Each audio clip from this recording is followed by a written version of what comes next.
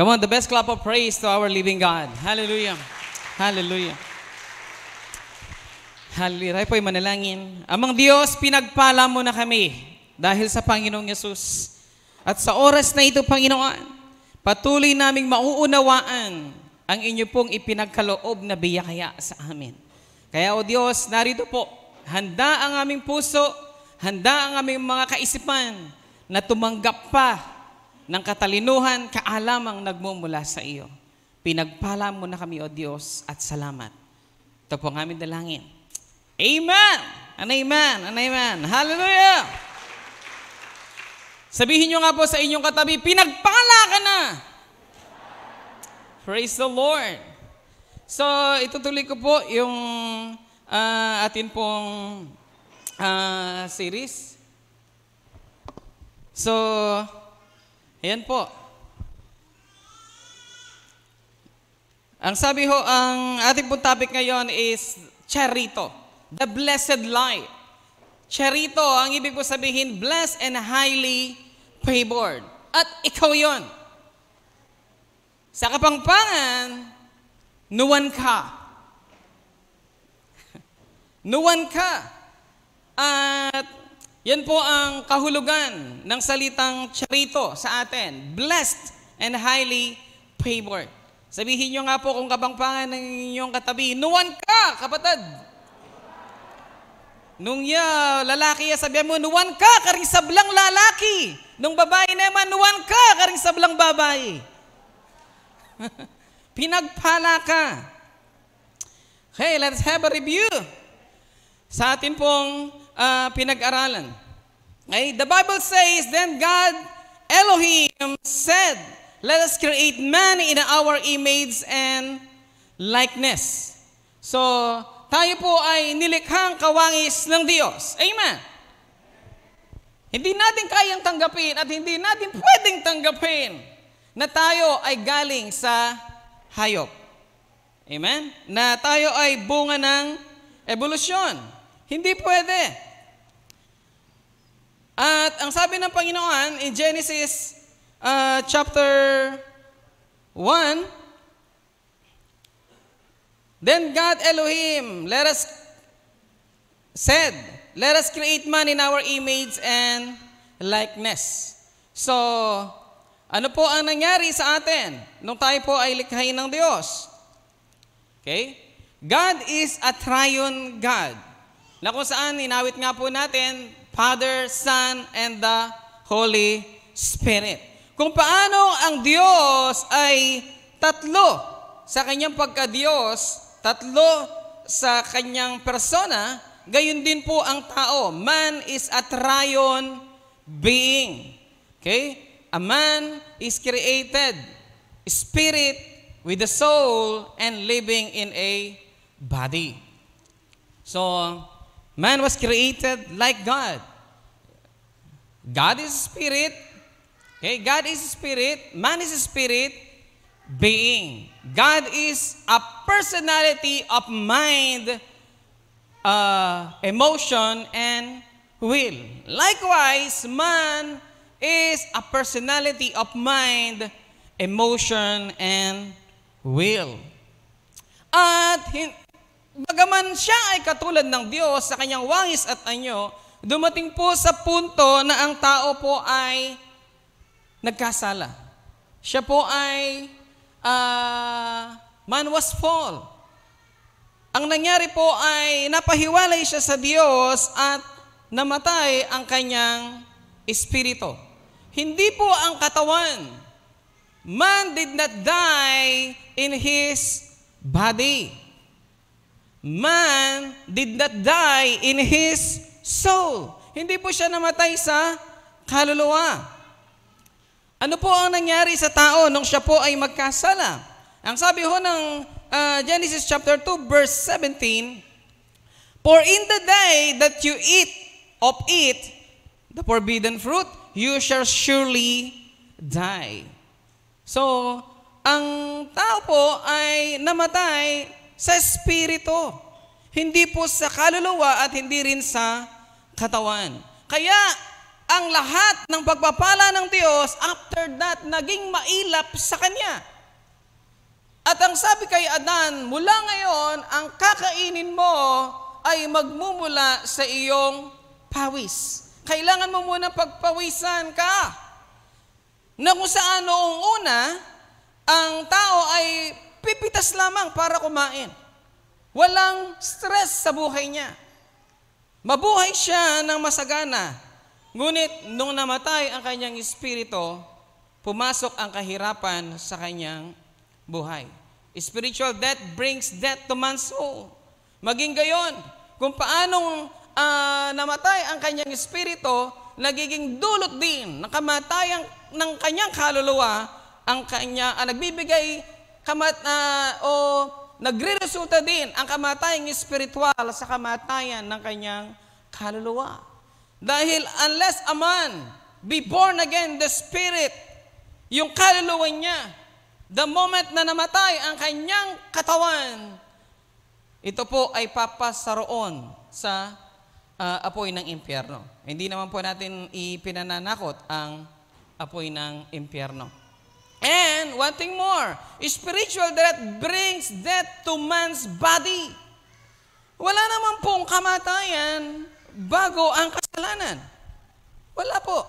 Wala pong kamatayan bago ang kasalanan. Ngunit, kung paanong namatay ang kaluluwa, ang espiritu, nagre-resulta rin ito ng kamatayang pangkaluluwa at gayon din po, pumasok din sa katawan ng tao ang kamatayan. Kaya nga po si Adan, bagaman nabuhay siya ng napakaraming taon, dumating din sa kanyang buhay na ang kanyang katawan ay namatay. At ano po ang ginawa ng tao? Man's attempt to solve the problem. Ginamit niya ang science, ginamit niya ang edukasyon, ginamit niya ang relihiyon, sa pag-aakalang maiibsan ang problema. Ngunit hindi po nasolusyonan ng gawa ng tao ang problema. Why? Because the real problem is spiritual. Therefore, the real solution is also spiritual. Hindi kayang solusyonan ng katalinuhan ng tao, hindi kayang solusyonan ng anumang gawang mabuti ang problemang spiritual ng tao. At dahil siya ay namatay sa espiritu, ang kailangan niya para makonek muli sa Diyos ay magkaroon muli ng buhay ang kanyang espiritu. Okay? The real problem is that man's spirit is dead. The real solution is to impart life in the man's spirit and make him alive again. At ang tawag po dyan ng mga theologian is yung regeneration. Pero sa atin, sa madaling sabi, ito po ay born again. And ang sabi ho ng Panginoon, you must be born again. Ang sabi po sa John chapter 3 verse 3, unless a man be born again, he cannot enter the kingdom of God, the presence of God. Why? Dahil ang Diyos po ay espiritu. At ang tao ay kailangang lumapit sa paraang espiritual sa Panginoon. Kaya nga po yung naging paghahandog noon ng mga kapatid nating Israelita ay hindi nagkaroon ng satisfaction ang Panginoon sa kanilang ginagawa. Kaya nga, ang sabi niya kay Nicodemo, you must be born again. Yung born again na yon, hindi yun sa kaluluwa, hindi yun sa physical, kung hindi sa espiritu. At yung born again na to ay imperative. Ito ay pautos na kung saan hindi pwedeng hindi mangyari sa buhay mo ito kung nais mo na ikaw ay magkaroon muli ng tunay na relasyon sa Diyos. Bakit po natin inuulit, Pastor? Ilang beses na naming narinig yan. Simula yata nung nakapag-aral kayo, yan na ang pinapakain nyo sa amin. Alam niyo po, habang ang isang bagay, kung gusto mo itong matandaan at mamakat sa'yo, at ito yung maging lakad mo, kailangan mo siyang ulitin. Okay? Ang anya pong anak ko, ating laggagawan, ako po balong gagawa da pangini kasi didak na damulag. Bayang nga mawala yung damulag at baludan ng nano yung pagkakilanlan, didinan deng, tatak. Ipalidate ang baya, nang no ka rin na itang initial na, nitang mekibanti, nandoon yung initial ng may-ari, at ito ay itatatak upang magkaroon ng pagkakakilanlan. Gayon din po sa atin, hanggat hindi yan namakat sa ating espiritu, sa ating kaluluwa, at sa ating katawan, yung tinatawag na charito o yung blessed life ay hindi magaganap sa ating buhay. Habang mamaya po, after ng ating review, makikita ho natin ang aking sinasabi. Okay? Ang born again, okay, ano po ang born again? Ang born again ay spiritual na kapanganakan. Ang born again ay hindi pagpasok sa isang relihiyon. Hindi ka maboborn again kung ikaw ay pumasok lamang sa isang relihiyon. Ang born again, ito ay ang ipanganakan ng Espiritu ng Diyos. Ang Diyos mismo ang magsilang sa iyo sa Espiritu sa pamamagitan ng pagkarinig natin sa kanyang mabuting balita.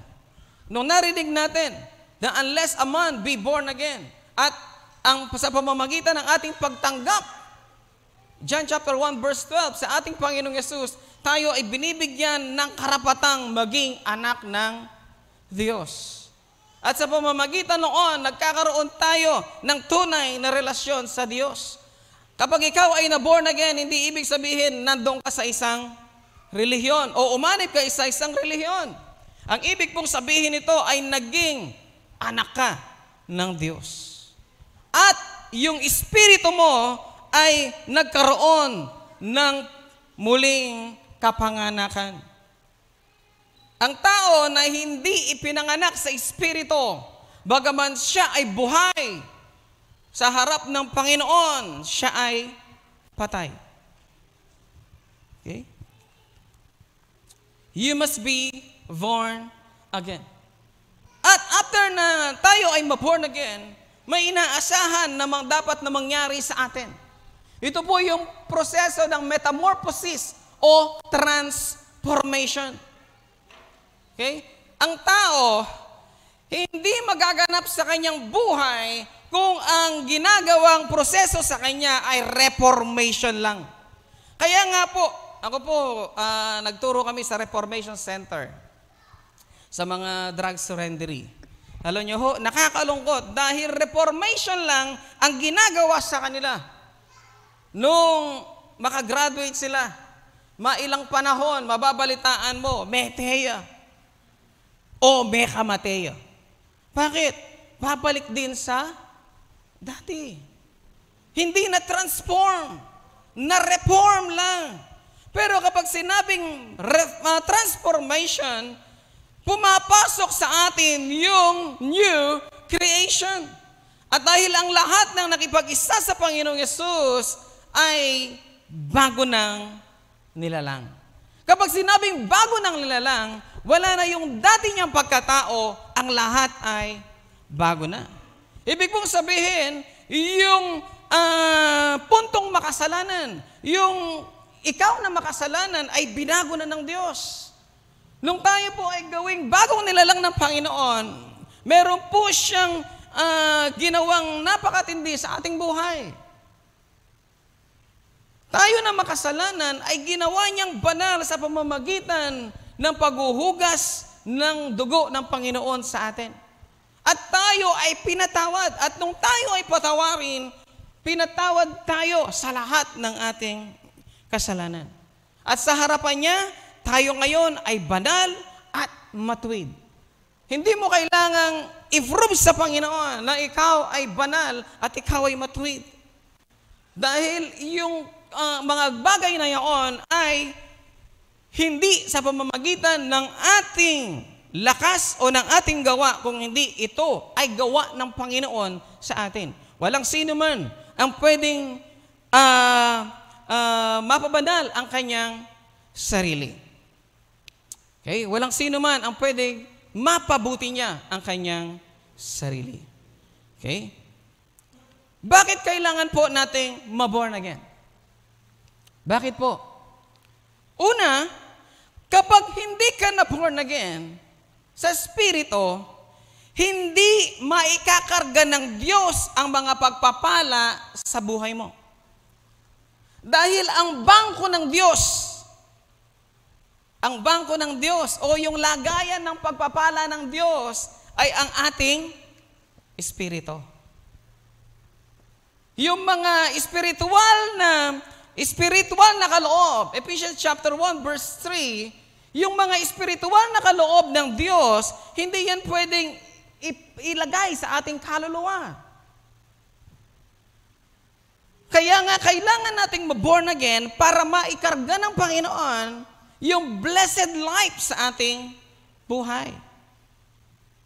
Di ba po? Madalas nating marinig. Yung mga spiritual blessing are now imparted in our spirit. Kaya doon sa ating spirito, naroon ikinarga ng Diyos. Kaya nga, hindi maikakarga ng Diyos ang mga pagpapala sa buhay ng tao maliban na ito ay may panganak na muli sa espiritu. Dahil ang mga pagpapala ng Diyos sa ating buhay ay spiritual. At yan, kapag ating inangkin, pinaniwalaan, yan po ay magmamanifest sa ating kaluluwa, maging sa ating katawan. Ang container ng mga pagpapala ng Diyos ay ang ating Espiritu. Unless a man be born in the Spirit, he cannot enjoy the things of the Spirit. Okay? Hindi ho natin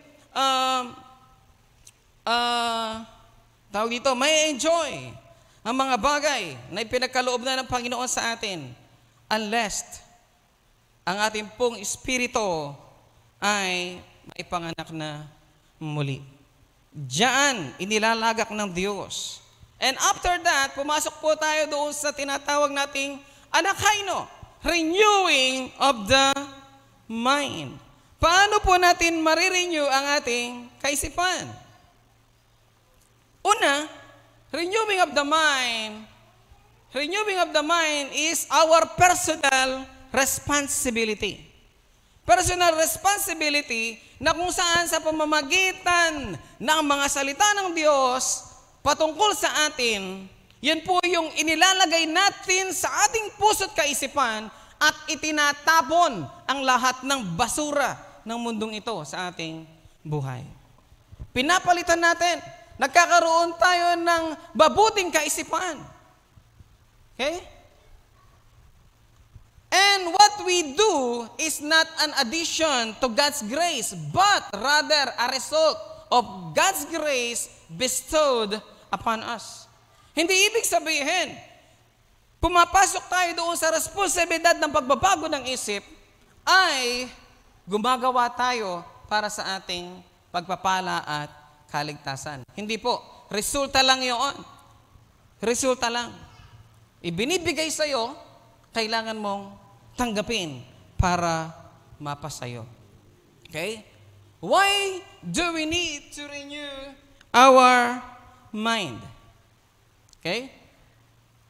Renewing the mind is needed if we want to realize and experience God's intended life for us here, now, and not just to eternity. Ang mga pagpapala ng Diyos, kapag nabago ang ating kaisipan at natuto tayo na lumakad sa Espiritu na kung saan nandoon sa ating Espiritu ang magpapala ng Diyos, mararanasan natin ang buong pagpapala ng Diyos para sa atin. Tayo ay na-born again, hindi lamang para hindi tayo mapahamak sa apoy ng impyerno. Tayo ay ipinanganak ng Diyos upang maranasan natin ang pinagpalang buhay nararanasan ng Diyos maging dito sa lupa. Ayaw ng Panginoon na makita na nasa kahirapan ng kanyang mga anak. Ayaw ng Panginoon na ang kanyang mga anak ay maging pulubi sa lahat ng mabubuting bagay. Nais niyang maranasan ito. Merong God's intended life for us here and now. Ang nais ng Panginoon, ngayon din, maranasan natin ang mga iyan. At yan po ay mararanasan natin sa pamamagitan ng bagong kaisipan at ng kapanganakang muli. Pagbabago ng kaisipan. Ang sabi po ng Romans 12, chapter 12, verse 2, do not conform to the pattern of this world, but be transformed by the renewing of your mind. Then you will be able to test and approve what God's will is. What God's will is, His good and pleasing and perfect will. Ano po ang good, pleasing, and perfect will of God? Ito po ang the blessed and highly favored life. Yan ang buhay na nais ng Panginoon na maranasan mo sa araw-araw. Blessed and highly favored life. At yung buhay na yan, maliban na ikaw ay maipanganak na muli, at ang kinin mo na ikaw ay galing sa Diyos, ikaw ay likha ng Diyos, at makipag-isa sa Diyos, hindi natin mararanasan ang mga bagay na yan. Bagamat ito ay perfect will ng Panginoon para sa atin. Pero salamat, na born again na tayo. Amen. Sino yung mga born again na dito? Praise the Lord. Palakpakan natin ang Panginoon. So, kailangan po nating ma-born again the Spirit para ho mai-imbak ng Panginoon sa ating buhay at maranasan natin ito. The blessed and highly favored life. At sa Griego, sa Greek word, ito po ay charito life. Kaya po, madalas nyo po marinig yung charito life. Charito, highly favored life. Yun po ang ibig sabihin yan. Kaya nga kung nagbabatian po tayo ay charito.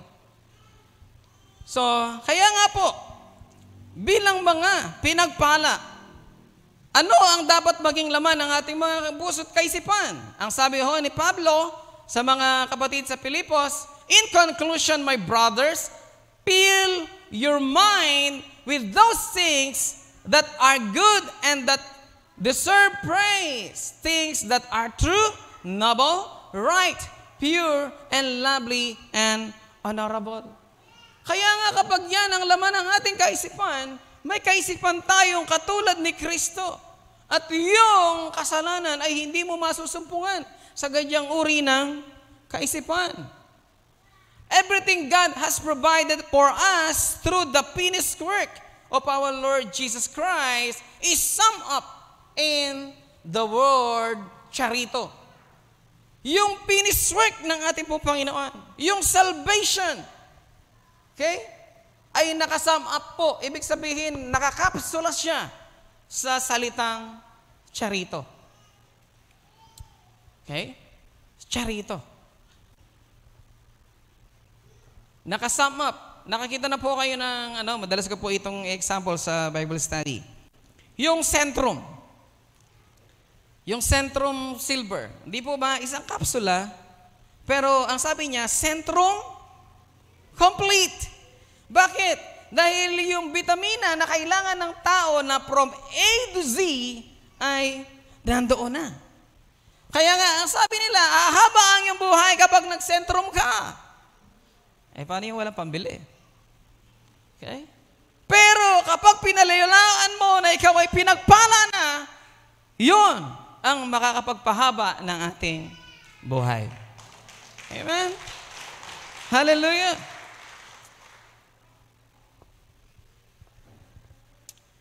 The word charito is an inclusive word.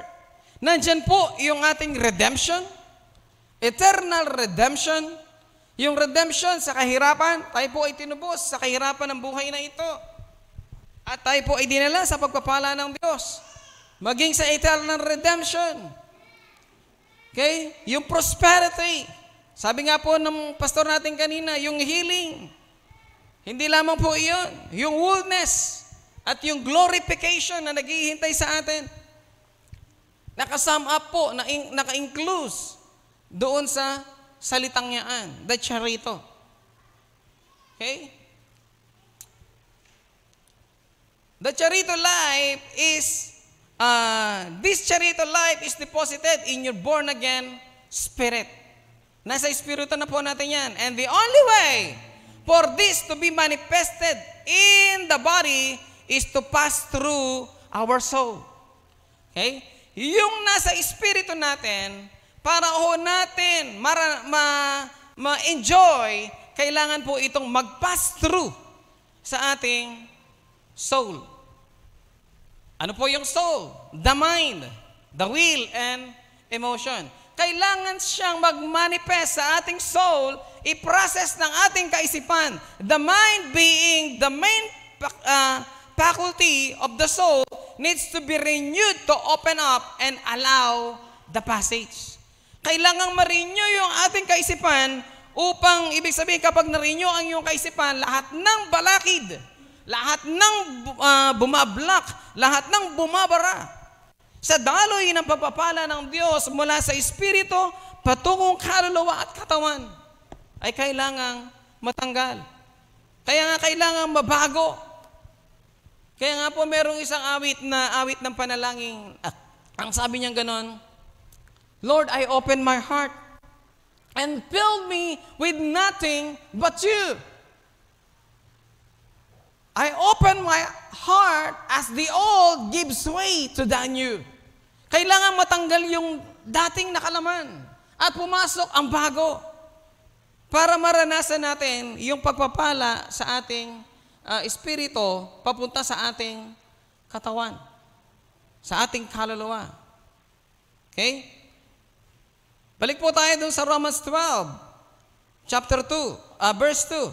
And do not be conformed to this world, but be transformed by the renewing of your mind, that you may prove, o sa tinuro po ito na Pastora Carla nung nakaraan. Okay? Prove. Ang Greek word po ay domikazo. What is that good and acceptable and perfect will? Yung salitang domikazo means allow. Okay? Yung prove. I-allow natin. Open. Open up for pass-through. Release. Open up for entrance. Kailangang maibukas natin. Yan po. Yung unrenewed mind, tingnan niyo po siya. Yung pagpapala ng Panginoon, nandyan sa ating spirit.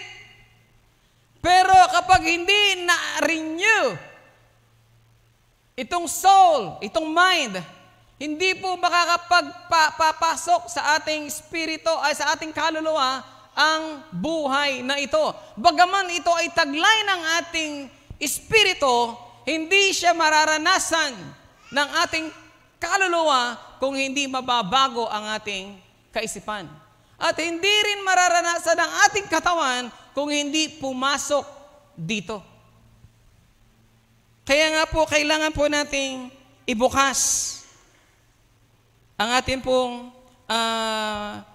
kaisipan sa salita ng Diyos. At ano po ang mangyayari? Tingnan niyo po. Ano ang mangyayari kapag na-renew ang ating kaisipan? Makakapasok, mararanasan ng kaluluwa ang pagpapalang nasa ating espiritu papunta rin sa ating katawan. Kung namakat po sa inyong kaisipan, yung sinabi ni Pastor kanina, na bakit maraming namamatay, bagaman nagkukumunyo naman sila. Dahil nakikiritual lang sila. Hindi talagang nagaganap yung resulta nung ibig sabihin nung tinapay at ng dugo sa kanilang buhay. Kailangang maproseso ng tama sa ating kaisipan yung benepisyo noon at tanggapin ng ating kaluluwa at katawan. Praise.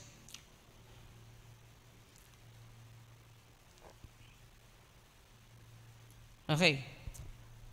This charito life covers not only our eternal destination, but also our everyday journey. Yung pinagpalang buhay na ito, hindi lamang po maranasan natin sa kalangitan. Nais ng Panginoon na sa araw-araw na lakaran natin ay maranasan nating pinagpala na tayo. Amen? Sa bawat araw, paglabas mo ng pinto, makikita mo ang iyong sarili na pinagpala na. Bakit? Sinasalubong ka na ng biyaya. Ang charity life is yung maranasan mo na hinahanap ka ng pagpapala ng Diyos. Hindi yung pinapatay mo ang iyong sarili para sa pagpapala. Kung hindi, maranasan natin ang pinagpalang buhay. Truly, in Christ, we are complete. Naniniwala po ba kayo? Kay Kristo, kumpleto ka. Kay Kristo, hindi ka kulang-kulang. Sabihin mo nga sa iyong sarili, I am complete in Christ. Colossians chapter 2:10, and you have been made complete in Christ, who is the head over every ruler and authority. Kay Kristo, kompleto ka. Name it. Taglay mo ang mga bagay na iyan. Okay, tapos na po tayo sa ating review. Charito, the blessed and highly favored life. Okay? Ang literal na kahulugan ng charito, inuulit ko, ay highly favored o lubos na kinalugdan o pinagpalang lubos. Ang salitang charito ay salitang Griego na 2 beses lamang po nabanggit sa kabuuan ng New Testament. Una, ito po ay binanggit ng anghel kay Mary. Nung siya po ay in Luke chapter 1 verse 28. Okay? At yung pangalawa ay sa church. Sa Ephesians chapter 1 verse 6. Ang sabi ho ng anghel kay Mary, and having come, the angel said to her, rejoice, highly favored. Rejoice, charito. Rejoice, highly favored one. The Lord is with you. Blessed are you among women. Diyan po, araw-araw, sa umaga, sa malaking simbahan, naririnig po natin yan. Okay, naririnig natin yan na si Maria ay pinagpala. Pero hanggang doon na lang yung kanilang nalalaman. Hindi na nadagdagan na kung saan ikaw din pala ay pinagpala ng katulad ng sa kanya. Okay? You are highly favored. Ang tanong, nangyari ba ang salitang charito kay Mary? Nangyari po.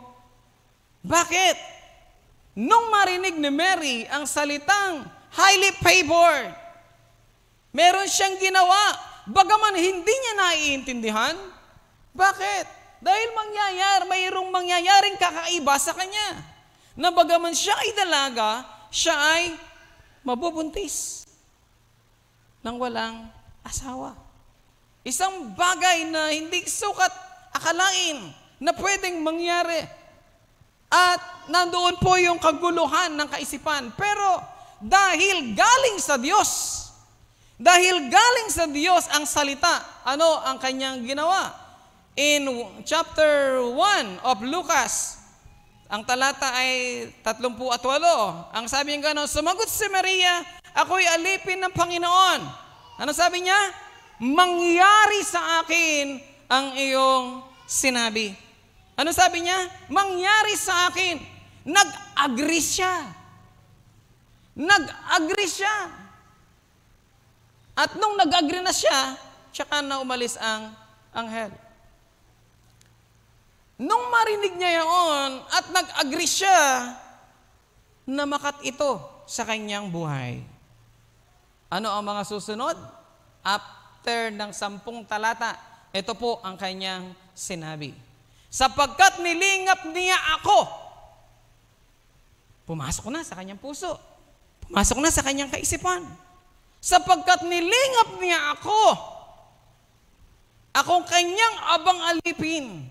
Ang sabi niya, mula ngayon, ang lahat ng tao'y tatawagin akong pinagpala. Tinanggap niya, pinaniwalaan niya sa kanyang buhay. From now on, they will call me blessed. At ikaw, kapatid, mula nung tanggapin mo ang Panginoong Yesus, ang sabi ng Panginoong Yesus doon sa isang babae, habang pinuprosesyon ng Panginoong Yesus papunta sa krus ng Kalbaryo, nung siya po ay naiangat sa pagkadapa, mayroon pong lumapit na mga babae sa kanya. Ang sabi nila, mapalad ang babaeng nagsilang sa iyo. Ano po ang sagot ng Panginoon?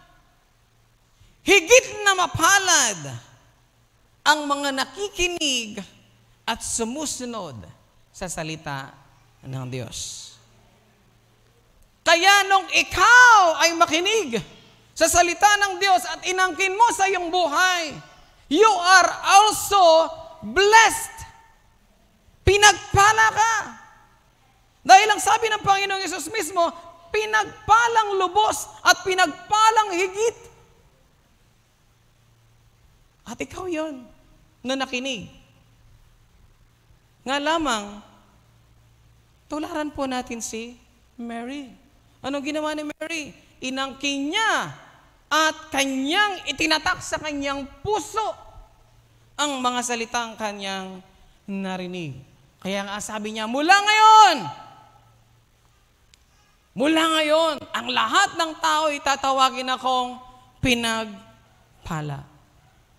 At kaya mula ngayon, na ikaw ay nakarinig ng salita ng Panginoon, sabihin mo rin sa iyong sarili, mula ngayon, sabihin nga po natin, mula ngayon, ang lahat ng tao ay tatawagin akong pinagpala. I-declare natin, makikita nila sa aking buhay ang sinabi ng Diyos. Tanggapin po natin. Okay? Tanggapin po natin. You are highly favored. Ang sabi ho ng Panginoon sa church, ang sabi niya, doon sa lahat ng tumanggap sa Panginoon Jesus, to the praise of His glory, of His grace, by which we made us accepted. Yung salitang accepted, sa Greek word, ito rin po ay nagangahulugang charito. Accepted in the beloved. Ibig sabihin, ikaw ay tinanggap sa pamilya ng Diyos. Kaya nung ikaw ay tumanggap sa Panginoong Yesus, binigyan kanya ng karapatang maging anak ng Diyos. You are accepted in the beloved. Okay? Ito yan po, ang salitang accepted ay highly favored o pinagpalang lubos din. Kanino po yan? Sa iglesia. At tayo po ang iglesia ng Diyos. Ang kalipunan ng mga mananampalataya ni Kristo ay tinatawag pong iglesia. At dahil nakipag-isa tayo kay Kristo, tayo po ay mga naging Kristiyano. Ulitin ko lang po kapag magsasign po kayo ng documents, government documents, o ano pa man, huwag niyo hong ilalagay na born again kayo. ang ilagay niyo po, Kristiyano kayo. Christian. Religion. Christian. Bakit po? Dahil yung born again ay hindi po relihiyon. Karanasan nyo na nangyari sa ating buhay. We are Christian. Okay? Tandaan, dahil kay Kristo, tayo ay lubos na kinalugdan ng Diyos at lubos na pinagpala. Okay? Alam niyo po, matagal tayong kaya nga kailangan ma-renew yung ating kaisipan. Bakit po? Matagal na naikintal ng mundong ito yung filosofiyang to see is to believe sa atin. Ang mga taong nabubuhay sa to see is to believe, wala ko silang pananampalataya. Dahil ang pananampalataya ayon sa salita ng Panginoon is believe and you will see. Ang filosofiya ng mundo ay kabaligtaran ng filosofiya ng banal na kasulatan. Ang sabi ho ng Panginoong Yesus, did I not tell you that if you believe, you will see the glory of God? Kapag ikaw ay naniwala sa sinasabi ng Panginoon, ayon sa sinasabi ng kanyang salita, sabi niya, you will see the glory of God. Kaya nga po, we need to walk by faith.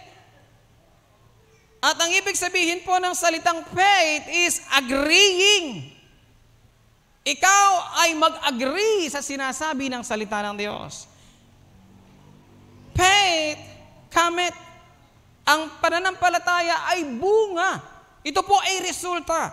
Bunga ng pakikinig ng salita ng Diyos. Kaya ka may pananampalataya dahil nakinig ka ng salita ng Diyos. Okay? And we must live by faith and not by sight. For we live by believing and not by seeing. Okay? Yan po yung nais ng Panginoon na makita natin sa ating buhay. Paniwalaan natin dahil kay Kristo tayo pinagpala na at lubos na kinalugdan ng Diyos. Okay? Jesus said, if you believe, kung maniniwala ka, you will see the glory of God. You will see the power of God moving and working in your life, in your family, in your business. Makikita mo na kapag nandoon ka, halimbawa ho, naranasan nyo na po ba na walang bumibili sa isang tindahan at nung dumating ka, ikaw ang hindi makasingit? Walang bumibili nung lumapit ka, biglang naglapitan. Bakit? Dahil ikaw ay naroon. Ikaw yung magnet ng pagpapala. Yan, si Ate Winnie, ano niya yan? Okay? Meron po tayong kapatiran si Kuya Jun Guevara. Alam niyo po, ang panalangin niya, araw-araw bago siya magbukas, ang kauna-unahang customer niya, gusto niya, Christ Ambassadors. Bakit? Laging sold out kapag may bumili. Dahil yung presensya ng Panginoon, nagmamanifest, hindi lamang sa tindahan, kundi sa lugar. Kung naniniwala yung Kristiyanong yun na siya ay pinagpala at hinahabol ng pagpapala, kumikilos ang kapangyarihan ng Diyos kung nasaan ka. Okay? You will see the healing of God. If you believe, healing is working in your life. For you are now healed, says the Lord. Okay? You will see the blessing of God. You will see the favor of God. At sa araw-araw, makikita mo ang kilos ng pagpapala ng Diyos. You are charito. Okay? You are charito. Kaya mong maniwala dahil kay Kristo na ikaw ay pinagpala.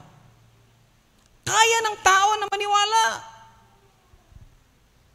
Okay. Example. Pahiram ha. Kuya Raydel, saksak mo na yung upot ha.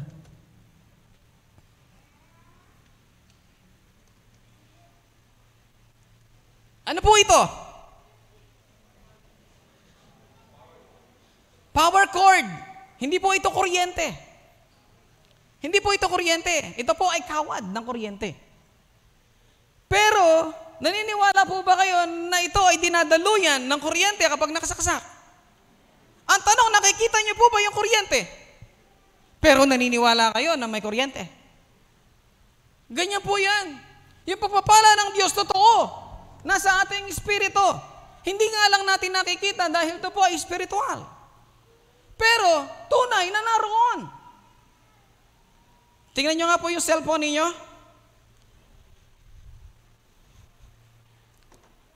Naniniwala po ba kayo na inyong cellphone ay may signal? Ano ang pruweba mo na ikaw ay may signal?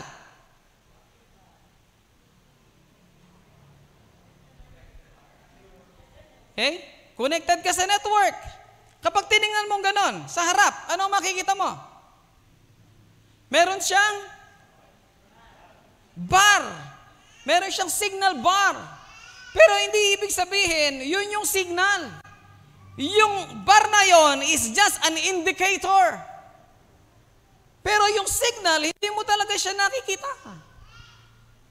Dahil yung electronic signal ng ating phone at saka ng mga gadget ay electromagnetic wave. Electromagnetic wave na kung saan nasa hangin sila. Ang daan ng kuryente ay hindi sa kawad kung hindi sa hangin. Katulad niyan, may hangin na darama ng aking balat. Hindi ko naman nakikita. Present. Pero hindi nakikita. Gayon din po yung Charito Life. Taglay mo, bagaman hindi nakikita ng iyong pisikal, pero yan ay present sa ating buhay. Paniwalaan mo lang, katulad ng paniniwala mo sa kuryente. Simple as that. Simple as that, mga kapatid. And believe. Okay? Kailangan mong maniwala na ikaw ay pinagpala. You have to see it first in your spirit. Then believe in your mind, in your soul. Then, and only then, it will manifest in your body. Kaya nga, di ba, kapag yung mga bata nakaano sa saksakan, ang sabi natin, huwag kang lalapit dyan, huwag kang magpapasok ng kung ano-ano dyan, makukuryente ka. Hindi maniniwala ang bata. Bakit? Hindi naman niya nakikita ang kuryente. Kapag may kanyan niya, balo na ating nyapin, bagaman niyakakit. Okay? Sa iyong buhay, kailangang paniwalaan ng iyong kaisipan upang mag-manifest ito sa ating katawan. Jesus said, flesh give birth to flesh, but the Spirit give birth to spirit. And this is the testimony. Tingnan niyo po God has given us eternal life. Yung po bang eternal life na meron tayo ngayon sa ating spirit? Nakikita natin? Hindi. Pero naniniwala tayo na ayan ay nasa atin. God has given us eternal life and this life is in His Son. Dahil kay Kristo, meron tayong buhay na walang hanggan. Kaya nga, he who has the Son has life. He who has not have the Son of God does not have life. Sabi rin ho ng Panginoon, I am the resurrection and the life. He who believes in me will live even though he dies, and whoever lives and believes in me will never die. Nandun po yung eternal life. At ang sabi ho ng Panginoon in John chapter 10, paborito natin. Ito ho yung una, the thief, the devil cometh not but for to steal and to kill and to destroy. Ang sabi ho ng Panginoon Jesus, I am come that they might have life, the soul life, the God kind of life, and that they might have it more abundantly. Kapag sinabing more abundantly, habang pinaniwalaan mo, nagmamanifest yung abundance sa iyong buhay. Okay? So, lapasan na natin. Ang salitang Zoe ay galing sa salitang Griego na Zoe. Ito po ay blessed life, and abundant life. If you believe, ang sabi ng Panginoon, you will see the glory of God. You are blessed in Christ. Pinagpala ka na kay Kristo. Kaya nga, ulit-ulitin natin sa ating buhay, pinagpala na ako. Pinagpala na ako.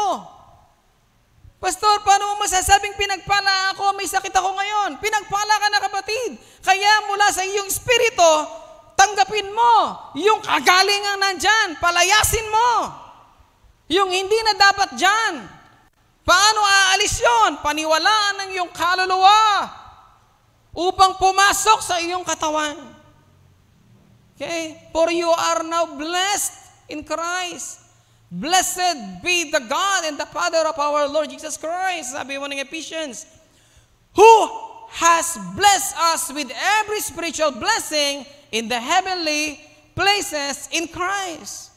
Maliwanag pong sinasabi ng salita ng Panginoon that we are already blessed with all, not few, not some, but all the heavenly blessing, all the spiritual blessings sa pamamagitan po ng ating pong Panginoong Jesus. Ang kailangan lang po natin, panampalatayanan po natin. Okay, ito po, tingnan po natin. In Mark chapter 11, verse 24. Ito ho, familiar din ho tayo dito. At madalas po nating ginagamit. Pero marami hong gumagamit dito, yung kapangyarihan ng Diyos hindi namamakat sa kanilang buhay. Bakit? Yung proseso nito, bagaman nandyan, hindi ho nangyayari, hindi ginagawa. Ang sabi ng Panginoon in Mark chapter 11 verse 24, kaya nga, sinasabi ko sa inyo, sinasabi na ng Panginoon, ang lahat ng bagay na inyong idadalangin at hihingin. Anong nais ng Panginoon na gawin natin? Paniwalaan ninyong tatanggapin? Tinanggap. Before na humingi ka, paniwalaan mo muna na tinanggap mo na. Yan ang Panginoon. Hindi yung hihingi ka at ikaw ay bibigyan pagkatapos mong humingi. Sa Panginoon, given na bago mo pa hingin. Kaya nga ang sabi niya, ang lahat ng bagay na inyong idadalangin at hihingin, paniwalaan ninyong tinanggap na. Tinanggap na. Bago ka pa matapos manalangin, tinanggap mo na. Okay? At kapag pinaniwalaan mong tinanggap mo na, ano mangyayari? Mapapasayo. Paniwalaan mo munang tinanggap mo na. Maging katulad po tayo ng isang bata kapag sinabi niya na bilihin mo ko. Hindi ako sasama, bili mo ko. Pag uwi niya, isa lang ang gagawin niya.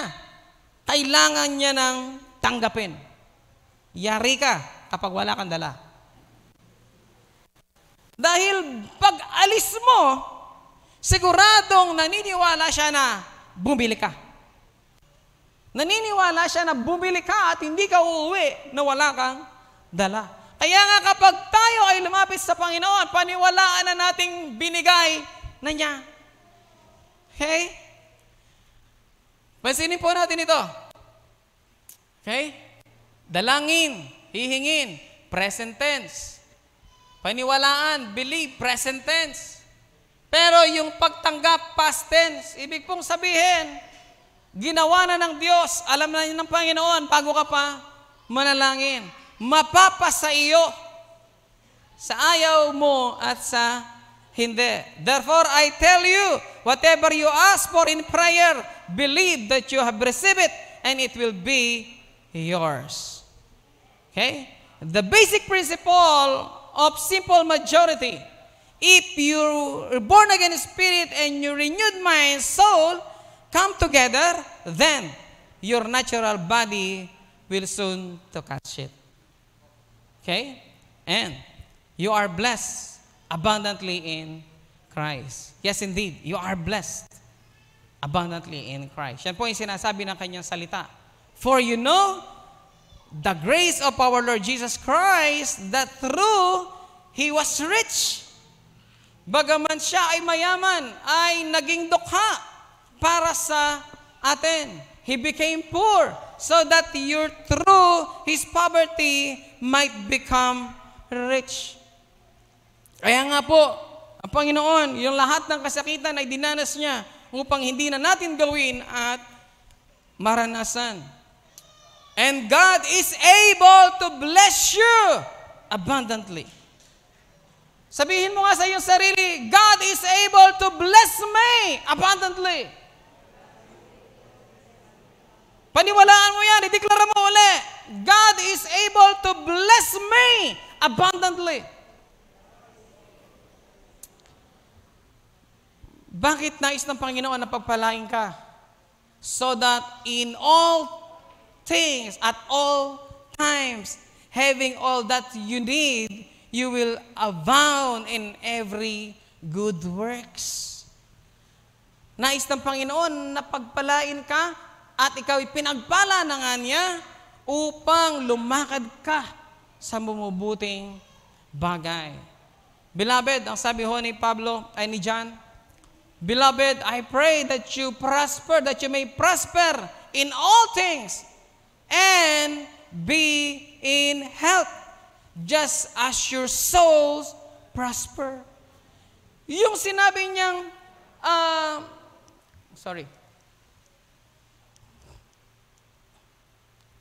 Ito po, tingnan po natin. Beloved, sabi niya gano'n, I pray that you may prosper in all things and in health. Sa body po yan.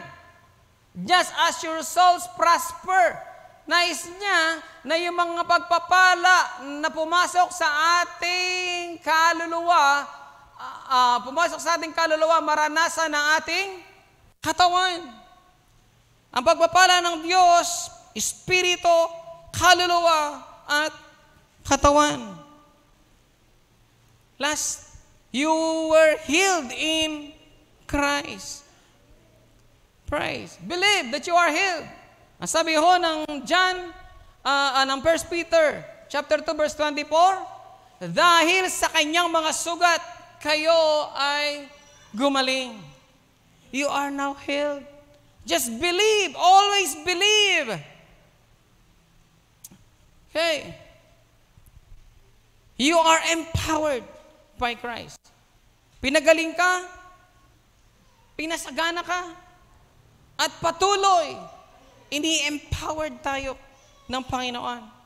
Pinalalakas niya tayo dahil alam niya sa mundong ito, laging may masamang pakana ng dyablo sa atin. Okay? Kaya ang nais ng Panginoon, sabi niya, I pray that the eyes of your heart may be enlightened in order that you may know the hope to which He has called you, the riches of His glory, inheritance in His holy people, and His incomparable great power for us who believe. Nais ng Panginoon yung kanyang buong kapangyarihan ay maranasan natin. At yung kapangyarihang yan ay hindi lamang para maranasan natin, but to exercise. Ang sabi niya sa Mark, I have given you, o sa Luke, I have given you authority to trample on snake and scorpions. Ibig sabihin sa lahat ng gawa ng kaaway, sa lahat ng pakana ng diablo, I have given you the authority. Sabi ng Panginoon. You can cast out them and the devil will flee from you.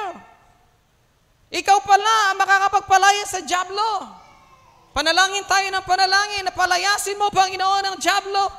Ang sabi ng Panginoon, hoy, binigay ko na sa iyo ang kapangyarihan. Palayasin mo. Yun ho yung hindi natin na-exercise eh. Panginoon, palayasin mo. Sabi ng Panginoon, babalik niya sa'yo. Ang sabi niya, palayasin mo. For the authority is given to us.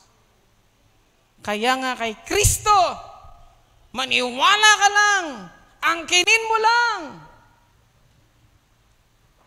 We are charito. To God be all the glory. Praise be the name of the Lord.